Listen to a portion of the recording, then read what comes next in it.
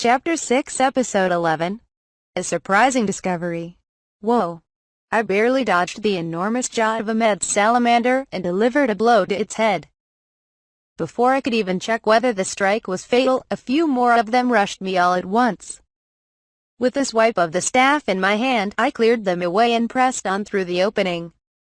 I had to move forward, every step and every second counted.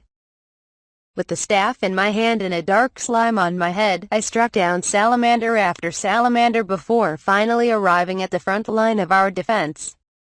Here, we wouldn't affect the metal and iron slimes. Now, I shouted, and the dark slime on my head answered. The sun had already risen high above the eastern horizon, but the morning light seemed to fade away, signifying that the dark slime had cast its wide-range attack spell, Dark Mist. Magic-generated darkness spread out like mist, engulfing the targets. The mist robbed its victims of their strength, rapidly weakening and even killing them. Sure enough, the med salamanders breaching the shore near me started to slow down, crumbling as if they were buckling at their knees. The mist seemed to have reached the water, as numerous salamander carcasses rose to the surface. After 10 seconds or so, the horde of med salamanders charging the processing station ceased to be. "Collections, please," I called, and the temporarily empty-handed fishermen and adventurers came over the slime's defense line and gathered up the salamander carcasses. The slimes were effective in their defense, but as they couldn't carry off the slain salamanders, humans needed to come and gather them in between waves. Unlike the previous day, the salamander bodies began to pile up until the later waves gave up on climbing the mountainous carcasses and began circumventing them.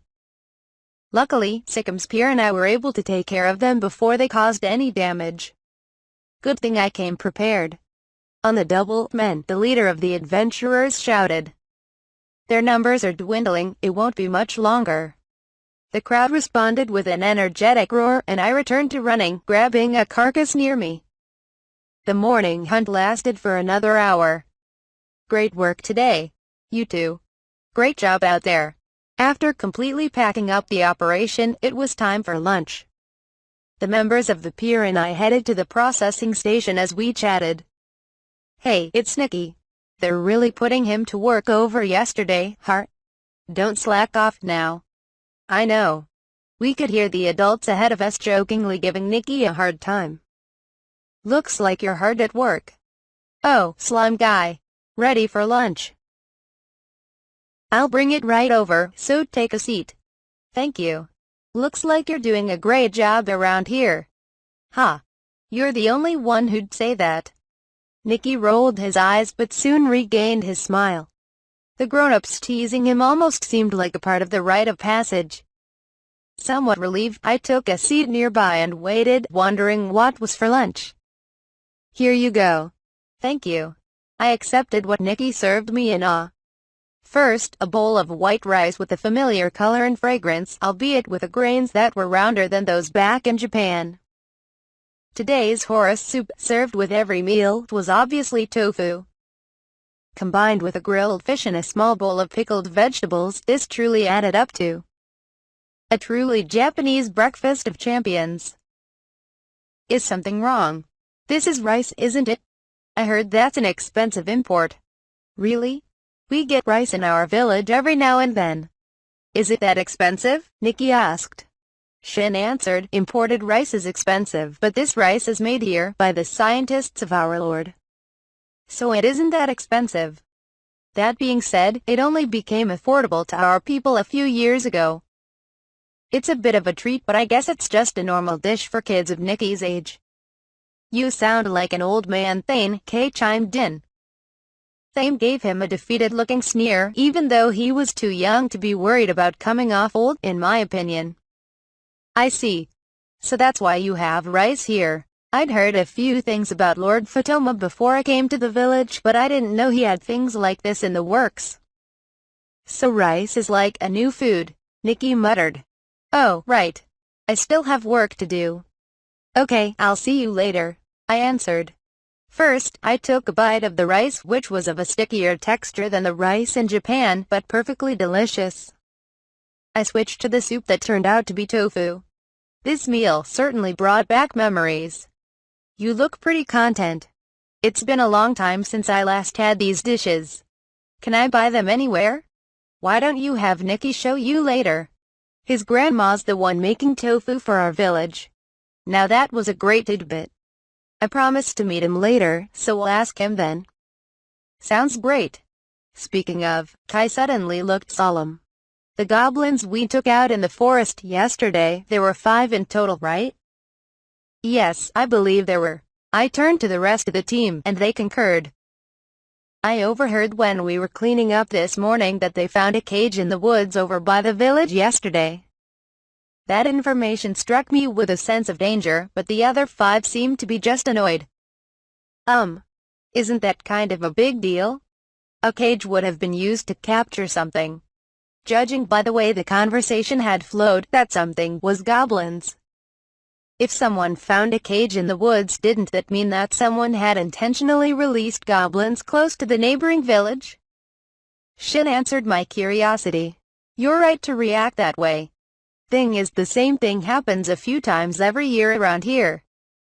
It just becomes a nuisance in time. Furthermore, the team suspected nobles in the neighboring land of doing this as an attack of sorts against Lord Fatoma. Someone must have been behind them, but there was never any trail that led to the culprits. A decent space mage would suffice for leaving the cage open and fleeing the scene. Do the Lord and the neighboring nobles not get along? It would be more accurate to say they have an unwarranted vendetta against our Lord. I don't know the details about them, but our Lord's a great person, really down to earth. He works hard to get us rice, for example. I hear about a lot of things he does to make our lives better. The soil around this village isn't suited for farming, so our village used to survive on hunting and gathering. Children used to starve if the fish dried up. Luckily, our generations never had to experience anything like that. We owed that to our Lord and his predecessor, from what I've heard. I hear that the Lord next door is an arrogant show-off, but not ours. I've actually heard that he'll walk around his hometown looking for good restaurants and eating among his own people. He's not your typical nobleman. He certainly sounded like someone well respected by his subjects. In any case, the cage is nothing new. The Lord will hear about it in due time, then send someone to look into the matter, and we'll just have to watch our backs for a while. Same as always. Tomorrow's hunt is a bigger concern for me right now. You mean the part about sending some of the adventurers off? They said they're still talking about it, but it looks like that's a given by now. You heard that today during the hunt, right? There was a lot of downtime when we weren't picking up carcasses. If we just time our collections right, we could manage with less people. What do you think, Ryoma? I agree, Kay. The slimes can prevent them from attacking the processing station, and that would amount to good training for me as well. Since I could leave most of the work to the slimes, I could focus on training myself.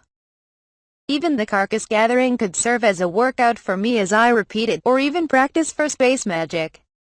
As the saying goes, if you love your job, you'll never work a day in your life.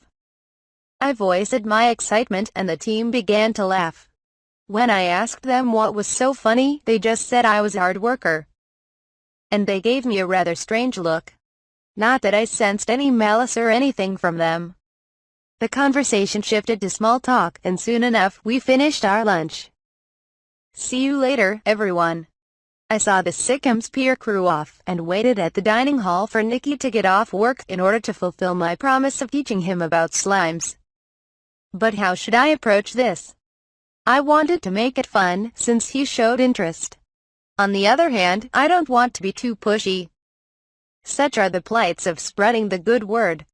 Ryoma. Watch yourself. Is he even listening to us? Lights are on, but nobody's home. He'll be back by dinner. May's there too. I thought Kai and Kay were calling me. Maybe it was my imagination. I looked around, and pretty much everyone had left the dining hall.